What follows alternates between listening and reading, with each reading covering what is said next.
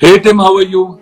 Hey, Abhitanshu, good to see you. I'm good. Tim, it's a pleasure to have you on this show. The first episode is going to be with you, and the show name is Breaking the Law with Abhitanshu. Clearly, there are many laws which we are supposed to break it in possible sense. The major Your journey from nowhere to Oscar has been tremendous, and that is a major objective for us to have you on this first episode, Breaking the Law with Abhitanshu. And thank you so much once again, Tim, to have you and for giving us your time. The first question, Tim, how is COVID going on so far for you? We got one weapon, lockdown. That's it. You know, it doesn't seem like, and the cases are at 24,000 now, so it's more now than ever.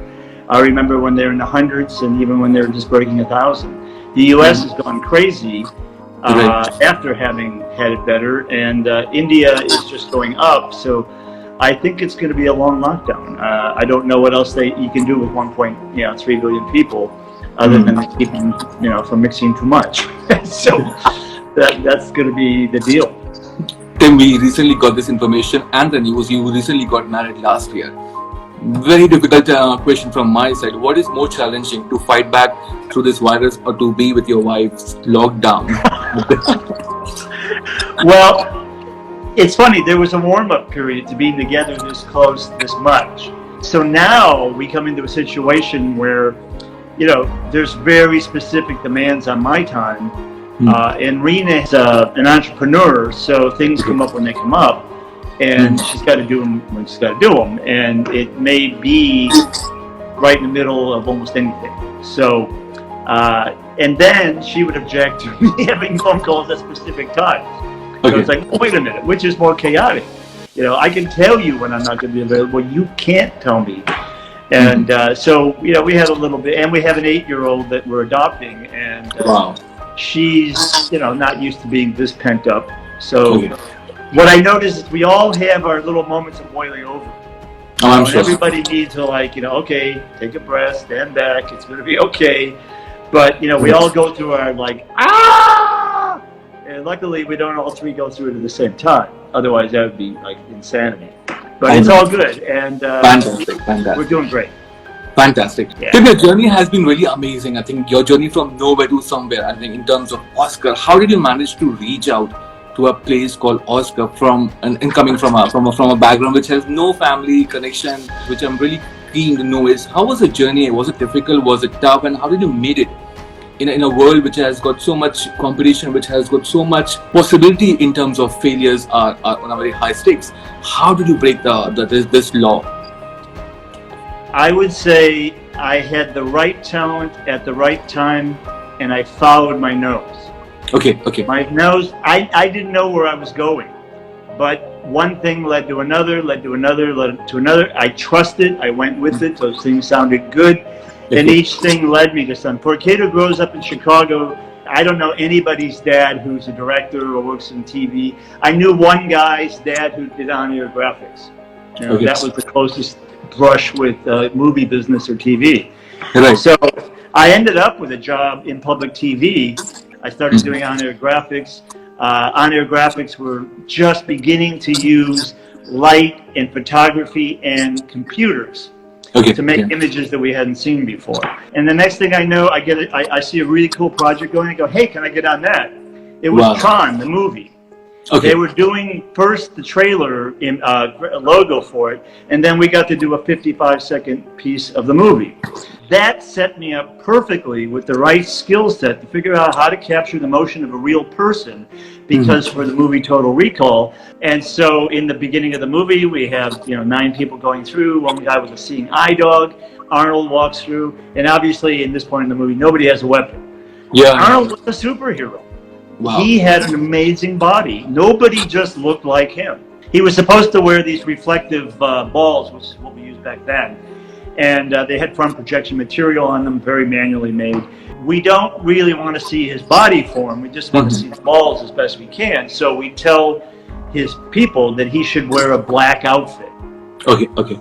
So he shows up in set in basically a white t-shirt and bright silver pants. And I look at him and go, Arnold, you're supposed to be, you got to go back and change. You got to have black. He goes, no, you don't talk to me. You talk to wardrobe. I'm wearing this. So we're like, okay, we're wearing white. So we capture it. So what happens is I find a way to take that video and to take it to a session and maximize it for his body form. If he wasn't wearing white, we'd have had a much harder time. So here we go again. I follow my nose. I go to Mexico City with Arnold Schwarzenegger, and he wears white when I need it later. Which again brings me to the major topic called Oscar. Like, so how is it all about the whole red carpet thing in Oscar? Tell me something about how was your first experience in Oscar? How was it? Well, first of all, I never thought I'd be going to the Oscars. When we started working on Total Recall, my later business partner, but the visual effects producer on the movie George Merker, said, think Oscar while we're doing the job. And we're having this meltdown, it's not working right, I'm figuring plan B, doing all this stuff. And to me, it's just like, what are you talking about? Think Oscar. Let's make sure we can deliver something that we're proud of, that comes out looking right. What are you talking? Think Oscar. When the 7 films got picked to present for the Oscar, we were one of them. And when you get there, because we knew we were going to win already, it wasn't have a speech in case you win. It's you're going up. So we get called up. We walk out like like planned. Number 1 does his perfectly. Number 2 gets up, does his speech. I didn't notice it to be shorter, and I'm sitting there going through my head, my speech, gonna make sure I'm not gonna forget anything. A half-second delay. I get up to the mic, and all I'm able to get out is, and I would like to thank. Boom, cut. And I'm looking around like, what the heck? And then I look at the mic, it's in focus. And then I look to the audience, which is past the microphone. And in the front seat, Michael Jackson and Madonna are sitting there with their mouths open like, they were, in the audience looking like, oh my God, he got cut off. And then they pull us out of there, and Michael Douglas starts to announce the next Best Picture nominee. And we get pulled off the stage. And as we get pulled to the back, there's a bunch of stations set up where they interview you, take photos of you, different news channel, whatever. And I'm standing there, and there's Tom Cruise. And he turns to me, and he goes, oh, hey, can I hold it? He wants to hold the Oscar. And I go, it's Tom Cruise. I mean, Academy Award stage. What could happen if I let him do that? So I let him hold the Oscar. He hadn't won one yet. He later won at least one, I think, maybe 2. Yeah. But he's an amazing producer, an amazing actor. I have so much respect for him. Keeping this whole topic in my mind, I want to ask you one question which will justify the show name, which is Breaking the Law. Okay? Answer me from your own experience. The actor which comes in your mind when we talk about the world called nepotism. You think they don't deserve to be in Hollywood, but because of their relationship with somebody or XYZ, they did manage to come so far. Okay? Just name the actor, whatever I mean. You should have given me this question ahead of time. I know. I'm not doing a very good job of coming up with anybody on the spot. I mean, the thing is, I would say that it's much more possible that within the studio system, that somebody might get a job in the studio through something like this. Okay. At some level where you go, wow, why'd that guy get shot? That I could see, but when it has to do with a lot of money and success of a film and all that stuff, it's pretty hard to do, to hire a clunker. Tim, your favorite actor from Bollywood? Fast. You have to be really quick on this show. Well, you can't go wrong with Abhitanshu Khare. Okay, fair enough. One favorite movie from Bollywood which has a great work in terms of VFX? Well, the Bahubali films are... Oh yeah. It's amazing. Are huge. What is the first thing which comes in your mind when you think about Trump? Because you come from America and now keeping the numbers really going high in America, what is the first thing which comes in your mind about Trump? That I told everybody while he was running that he's the biggest mistake. And everything that he's ever done through the campaign, through winning, through the whole COVID thing and everything else has proved that the guy is the wrong person for that job. There's no way that he knows enough, he pays attention enough, and he doesn't care enough, and his own self-interest is just such a habit. What is the message you want to bring out there in my platform about your own journey? If you want to motivate somebody, because your journey has been quite inspirational in many levels and on many tangents from nowhere to somewhere. Luck is a very big factor. Okay. Luck is great. Talent is important. Perseverance is the most important. Correct. I read this a long time ago. I wrote it down. I kept it in a little card in my wallet forever.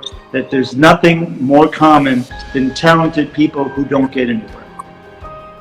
So it really comes down to believing in yourself, believing in God, trusting that you can have good things happen to you, and trying to always do the best job, because you never know which thing it's going to matter the most in. And that you trust in God and yourself, and that when you get an opportunity, you will make the most of it. Don't take anything for granted. You may never get that chance again. I'm just going to jump in here. So I'm actually Tim's PR agent.